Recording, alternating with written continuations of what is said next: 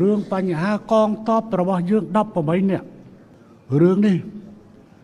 តាំងពីថ្ងៃដំបូង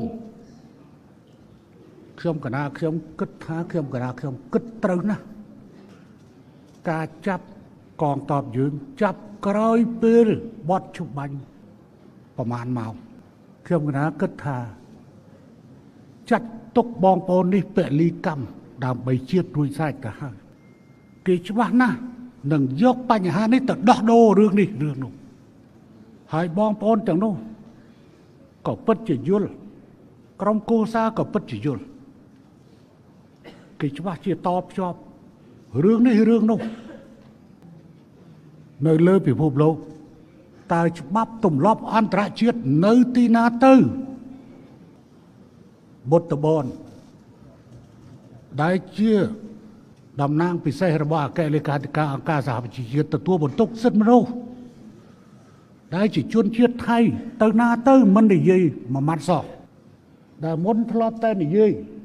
ឥឡូវអត់ឮសូរនិយាយសោះសង្គ្រាមគេតែងតែមានការដោះដូរឆ្លើយសឹកតែនេះចាប់កងទ័ពរបស់យើងលើដីយើងក្រោយបត់ជប់បាញ់យកទៅធ្វើជាចំណាប់ខ្មាំងសូមបងប្អូនជនរួមជាតិ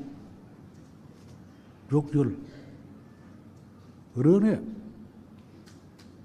ខ្ញុំគណៈខ្ញុំបានចាត់ទុកថាបងប្អូននេះបានពលិកម្មជីវិតរួចស្រេចទៅហើយផែនការរបស់គេនឹងផ្ដល់ឲ្យយើងនៅថ្ងៃទី12កន្លងទៅប៉ុន្តែវាមានព្រឹត្តិការណ៍នៅណានោះវាបន្តិចបង្អាក់នៅដំណើរនេះដូច្នេះវាច្បាស់ណាស់ចងភ្ជាប់រវាង12 18នាក់ជាមួយនឹង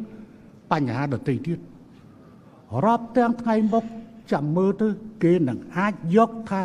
ត្រូវតែធ្វើអានេះត្រូវតែធ្វើអានោះធ្វើអានេះឲ្យបានគេនឹងដោះអញ្ចឹងយើងចាត់ទុកបងប្អូននេះថាពលីតើមិនគួររឿងនេះទៅជាអញ្ចឹងលើពិភពលោកដែលមានទេអាធននឹងដែលមានទេអាធននឹងដែលជាតិសាសន៍មួយតាំងខ្លួនជាស៊ីវិល័យ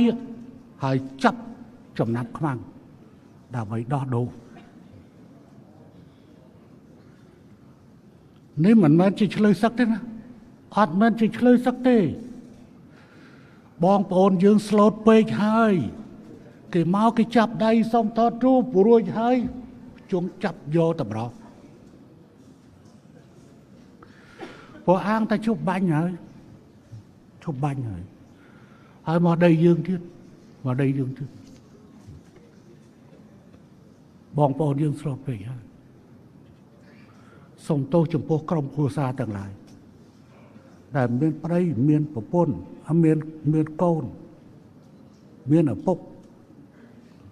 ដែលខ្ញុំនិយាយរឿងនេះចេញមកខ្ញុំមិនដែលនិយាយរឿង18នាក់ទេព្រោះខ្ញុំចាត់ទុកថាពួកគេបានបូជាជីវិតរួចស្រេចទៅហើយព្រោះចំក្រោយគេនឹងធ្វើការដោះដូរលើអ្វីមួយការដោះដូរបានឃើញស្រាប់ហើយរឿងព្រឹត្តិការណ៍កើតនៅឯណាមួយគេភ្ជាប់ការមិនដោះលែង